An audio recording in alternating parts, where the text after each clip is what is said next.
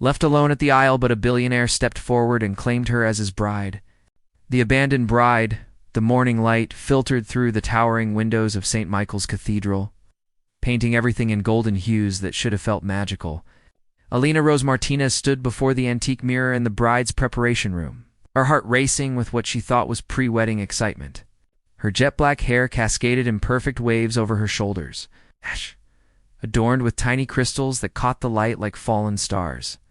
The champagne-colored silk gown hugged her petite frame elegantly, its intricate beadwork telling stories of craftsmanship and dreams.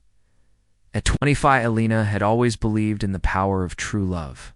Her warm brown eyes sparkled with anticipation as she adjusted the delicate silver bracelet her grandmother had given her, a family heirloom that was supposed to bring good luck to Martinez brides. Today was meant to be the culmination of 2 years of planning, the day she would finally marry Nathan Reynolds, the charming architect who had swept her off her feet at a coffee shop in downtown Los Angeles. "You look absolutely breathtaking," whispered her younger sister Camila, who was serving as maid of honor. Camila's voice carried a note of emotion as she helped Alina with the final touches. "Nathan is going to lose his mind when he sees you walking down that aisle." Alina smiled, though something in her chest felt tight. Nathan had been acting strangely over the past 2 weeks, claiming that a major construction project was consuming all his energy. He had missed their final cake tasting and had been unusually quiet during their rehearsal dinner the night before. Alina had pushed down her concerns, telling herself that wedding stress affected everyone differently. "Has anyone spoken to Nathan this morning?" Alina asked, glancing at the ornate clock mounted on the wall. The ceremony was scheduled to begin in 25 minutes, and tradition dictated they shouldn't see each other until she walked down the aisle. Camila exchanged a worried look with Elena's cousin Sophia, who was adjusting flower arrangements. "I'm sure he's just getting ready with his groomsman," Sophia said quickly. You know how men are about punctuality and preparation, but as the minutes passed, uncomfortable tensions settled over the bridal suite. The cheerful chatter died down, replaced by nervous glances and forced smiles. Camila excused herself to check with the wedding coordinator, her high heels clicking against the marble floors as she hurried down the cathedral corridor. When Camila returned, her face had lost its color. She closed the heavy wooden door behind her with unusual care, and Alina knew immediately that something was terribly wrong. "Alina," Camila said gently, approaching her sister with the kind of cautious movement reserved for delivering devastating news, "we need to discuss something important." The tone in her sister's voice made Elena's heart plummet. "What's happened? Where is Nathan?" Camila sat beside Alina on the velvet-cushioned bench, taking her hands in a gesture that felt more protective than celebratory. "Nathan isn't here, Alina. His best man just informed the coordinator that he received a text message early this morning. Nathan said he couldn't go through with the wedding." The words hit Alina like a physical blow. The elegant bridal suite seemed to tilt around her as she struggled to process the information. "What do you mean he can't go through with it? We've planned everything. 300 guests are waiting out there. What exactly did the message say?" Sophia moved closer, providing silent support. The exact words were, "I can't do this. I'm sorry. I need space to figure things out. Tell Alina I'm sorry." Alina felt tears threatening to ruin the makeup that had taken 2 hours to perfect. Her fairy tale wedding, the day she had dreamed about since childhood, was crumbling around her. All those people sitting in the cathedral pews, her parents who had spent their savings on this celebration, her grandmother who had flown in from Mexico City. "I have to tell everyone to leave," Alina whispered, her voice breaking. "How do I face 300 people and explain that the groom decided he didn't want to marry me after all?" Before anyone could respond, there was a confident knock on the door. Camila opened it to reveal a tall man in an impeccably tailored charcoal suit. He had piercing green eyes and dark brown hair styled perfectly. With the kind of presence that commanded attention without effort, Alina had never seen him before. There was something about his bearing that suggested wealth, power, and absolute confidence. "Excuse me," the stranger said, his voice deep and commanding. "I'm looking for Alina Martinez." "I'm Alina," she managed, wiping away tears that had begun to fall. "Who are you, and how did you get back here?" The man stepped into the room with the quiet authority of someone accustomed to being in charge. He appeared to be in his early 30s, with the kind of refined appearance that suggested both success and sophistication. His suit alone probably cost more than most people's monthly salary. "My name is Damon Ashford King," he said. His intense gaze focused entirely on Alina. "I own Ashford King Enterprises. I was invited to the wedding by Nathan's father, who handles some of my legal acquisitions." Alina stared at him, confused about why this stranger was in her bridal suite during what felt like the worst moment of her life. "I don't understand. What do you want?" Damon moved closer, his expression serious but not unkind. "I overheard the conversation in the hallway. I know what happened with Nathan, and I have a proposition that might interest you." Camila stood protectively beside Alina. "I think you should leave. This really isn't the time for business discussions or whatever this is." But Damon never took his eyes off Alina. "You have 300 guests sitting in that cathedral. You've planned what I'm sure is a beautiful ceremony. Your dress is exquisite, and you look absolutely radiant. It would be a shame to let Nathan's cowardice ruin what should be a celebration. What exactly are you suggesting?" Sophia asked sharply, clearly suspicious of this stranger's motives. "I'm suggesting that Alina marry me instead," Damon said calmly, as if he were discussing the weather or a simple business transaction. "I know it sounds unconventional, but consider the alternative. You won't have to face the humiliation of sending everyone home. Your family won't have to endure the embarrassment. And you'll still have your wedding day." Alina stood up abruptly, her silk skirts rustling around her. "Are you completely insane? Why would you want to marry someone you've never met?" Something flickered in Damon's eyes, an emotion she couldn't quite identify. "Perhaps I have my reasons. What matters right now is that I'm offering you a solution to an impossible situation. You deserve better than public humiliation because of one man's inability to honor his commitments." "This is absolutely ridiculous," Camila interjected. "Alina, please don't listen to him." But Alina found herself unable to look away from Damon's face. There was something about him that commanded respect, a quiet strength that was both intimidating and oddly comforting. Despite the insanity of his proposal, she sensed genuine sincerity in his offer. "What would you expect from this arrangement?" Alina asked, her practical nature asserting itself despite the surreal circumstances. "Nothing that you're not willing to give," Damon replied, his voice gentle but firm. "We would be married legally, but anything beyond that would be entirely your choice and comfort level." The wedding march began to play faintly through the cathedral walls, signaling that the ceremony should be beginning. Time was running out, and Alina had to make a decision that would alter the course of her entire life. She looked at Damon King. This mysterious stranger who had appeared at her lowest moment like some kind of guardian angel in an expensive suit. There was something in his eyes, sincerity, that made her believe he wasn't trying to take advantage of her vulnerability. "If I agreed to this completely—" "Insane idea," she said slowly. "What would happen after today?" "We would figure it out together," Damon said. "Like any partnership, we would establish boundaries, expectations, and goals that work for both of us." Alina's mind raced. Outside, 300 people were waiting for a wedding. Her parents had spent money they didn't really have on this reception. Her grandmother had been talking about this day for months. The photographer was probably wondering why the ceremony was delayed. "Okay," she said, the word coming out stronger and more determined than she felt. "Let's do it." As Damon smiled for the first time since entering the room, Alina realized she was about to embark on the most unexpected adventure of her life. Married to a complete stranger who had just saved her from the most humiliating day imaginable. The unexpected arrangement walk down the aisle felt like the longest journey of Alina's life. Every step on the white silk runner brought whispers and confused murmurs from the guests.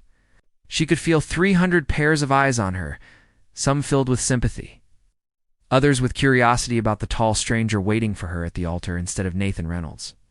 The organ music swelled around her, but Alina barely heard it over the thundering of her own heartbeat. Damon stood perfectly still at the altar, his hands clasped behind his back, watching her approach with an intensity that made her pulse quicken. He had somehow managed to find a white boutonniere in the few minutes since their conversation. and he wore it with the same confidence he seemed to carry in everything else. The afternoon sunlight streaming through the stained glass windows created a halo effect around his dark hair, making him look almost otherworldly. Father Benedetti, the elderly priest who had known Alina since childhood, looked bewildered but maintained his professional composure. He had officiated hundreds of weddings over his 40-year career, but nothing had prepared him for this particular situation.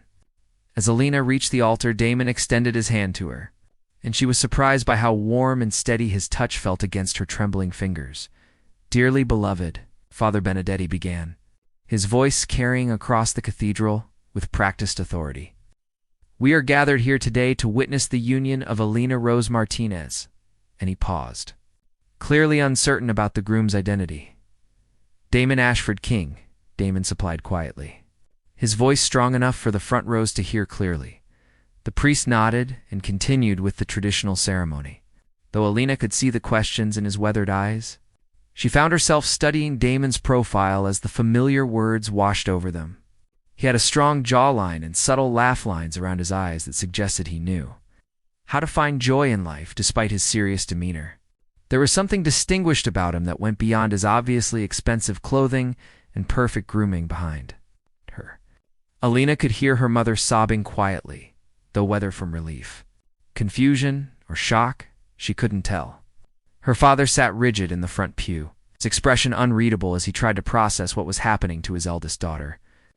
Elena's grandmother, Abuela Rosa, clutched her rosary beads and whispered prayers in rapid Spanish, probably asking for divine intervention, or at least some explanation for this turn of events when it came time for the vows. Damon turned to face Alina fully, taking both her hands in his. His green eyes held hers with surprising gentleness as he spoke words that were clearly improvised, but felt genuine. "Alina," he said, his voice low enough that only she and Father Benedetti could hear clearly, "I know these aren't the circumstances either of us planned when we woke up this morning. I promise to honor and respect you, to protect your dignity, and to ensure that whatever this becomes, you will never have cause to regret this decision. I will be honest with you, supportive of your dreams, and patient as we navigate this unexpected path together." Alina felt tears pricking her eyes again. But this time, they weren't tears of humiliation or heartbreak. They were tears of gratitude mixed with something she couldn't quite identify. Relief, perhaps? Or maybe just the overwhelming emotion of having someone stand beside her when she had felt so utterly alone. "Damon," she replied softly, finding strength in her voice that surprised her, "I promise to be honest with you about my feelings and expectations. I will try to understand why you've done this incredibly generous thing. I promise to approach whatever comes next with an open heart and mind. I will respect the boundaries we establish and work with you to make the best of this situation." Father Benedetti looked between them with growing understanding. Despite the unusual circumstances, there was something authentic about the moment that transcended the chaos of the morning. He had seen enough couples over the years to recognize genuine respect and kindness when he witnessed it. Even in the most unexpected situations, the priest produced the rings. And Alina realized with a start that she was still wearing Nathan's engagement ring. Without hesitation, she slipped it off and handed it to Camila, who was standing as maid of honor with tears streaming down her face. The gesture felt liberating, like removing a chain she hadn't realized was weighing her down. Damon reached into his jacket pocket and withdrew a simple but elegant platinum band. "I hope this fits," he murmured, sliding it onto her finger. The ring was slightly loose but stayed in place, and Alina was touched by the thoughtfulness of his preparation. How had he managed to find a wedding ring in the few minutes since their conversation? Alina took the matching band from Father Benedetti and placed it on Damon's finger, surprised by how natural the gesture felt. His hands were strong and warm, with long fingers that spoke of someone who worked with precision and care. The ring looked perfect on him, as if it had been made specifically for this moment. "By the power vested in me by the state of California and the Catholic Church," Father Benedetti announced, "I now pronounce you husband and wife." He paused, looking directly at Damon. "You may kiss the bride." Damon cupped Elena's face gently in his hands, his thumbs brushing away tears she didn't realize had fallen. "May I?" he asked quietly, and she nodded, unable to find her voice. The kiss was soft and brief, nothing more than a gentle press of lips, but Elena felt something sparked between them. When they broke apart, Damon kept his hands on her face for just a moment longer, his green eyes searching hers with an expression she couldn't quite read. The cathedral erupted in applause, though it was mixed with continued murmurs of confusion and speculation. As they turned to face their guests, Damon tucked Elena's hand into the crook of his arm, and they walked back down the aisle together as husband and wife. Elena caught glimpses of familiar faces in the crowd, her college roommates looking stunned, her coworkers whispering among themselves, family members she hadn't seen in years all trying to process what they had just witnessed. The reception that followed at the Beverly Hills Hotel was surreal. Elena's parents, though clearly shaken by the morning's events, rose to the occasion with the kind of grace that came from years of hosting family gatherings. Her father, Ricardo Martinez, approached Damon during the cocktail hour with the protective demeanor of a man whose daughter had just married a complete stranger. "Mr. King," Ricardo said, extending his hand with cautious formality, "I appreciate what you did for Elena today, but I hope you understand that, as her father, I have concerns about this arrangement." Damon shook his hand firmly, meeting his gaze directly. "Mr. Martinez, I completely understand your concerns and I respect them. Your daughter saved my life today as much as I saved hers, though I realize that might be difficult to understand right now. I give you my word that Elena will be treated with nothing but respect and kindness." Elena's mother, Carmen, joined them with red-rimmed eyes but a grateful smile. "Senor King, I don't pretend to understand what happened today, but Elena looks happier than she has in weeks. For that, I thank you." Many of the guests seemed more interested in the dramatic story than the actual celebration, but Damon handled every introduction and conversation with such charm and ease that the mood gradually lifted. He seemed to know something about every topic that came up, from art to travel to business, but never came across as pretentious or showing off. Elena found herself genuinely enjoying his company as the evening progressed. During their first dance to "At Last" by Etta James, Damon proved to be an accomplished dancer, guiding Elena around the floor with confidence and grace. "You're handling this remarkably well," he said as they swayed to the music. "I'm still in shock, I think," Elena admitted. "Part of me keeps waiting to wake up from this very strange and vivid dream." "It's not a dream," Damon said, spinning her gently under his arm, "though I understand if it feels surreal. This morning, neither of us expected to be married to a stranger, dancing at a reception planned for someone else entirely." As the evening progressed, Elena discovered that Damon had layers she hadn't expected. During a quiet moment when they sat together at the head table, she asked him about himself beyond the obvious business success. "Tell me something about yourself that has nothing to do with work or money," Elena said. Genuinely curious about the man she had just married, Damon considered the question seriously, swirling the champagne in his glass. "I restore vintage guitars in my spare time. I have a 1959 Gibson Les Paul that I've been working on for 2 years. It's probably the most impractical hobby for someone who spends most of his time in boardrooms. But there's something therapeutic about working with my hands on something beautiful." The affection surprised and delighted Elena. "That's wonderfully unexpected. I write poetry in my spare time, mostly about nature and relationships. I've never had the courage to show my work to anyone except Camila. I'd like to read some of your poetry sometime," Damon said, and Elena could tell he meant it. "If you're willing to share it?" As the reception wound down and guests began to leave, Elena felt a surge of panic about what came next. Where would they go? What had she gotten herself into? How did one navigate being married to a complete stranger? Damon seemed to sense her anxiety. "I've arranged for you to have the penthouse suite at the Four Seasons tonight," he said quietly. "Just you. I'll stay at my apartment. We can discuss the practical details tomorrow when you've had time to process." Everything, the thoughtfulness of the gesture, giving her space and time to think, touched Elena deeply. "Damon, I don't know how to thank you for what you did today. You saved me from complete humiliation in front of everyone I care about." "You don't need to thank me," Elena Damon replied, his voice sincere.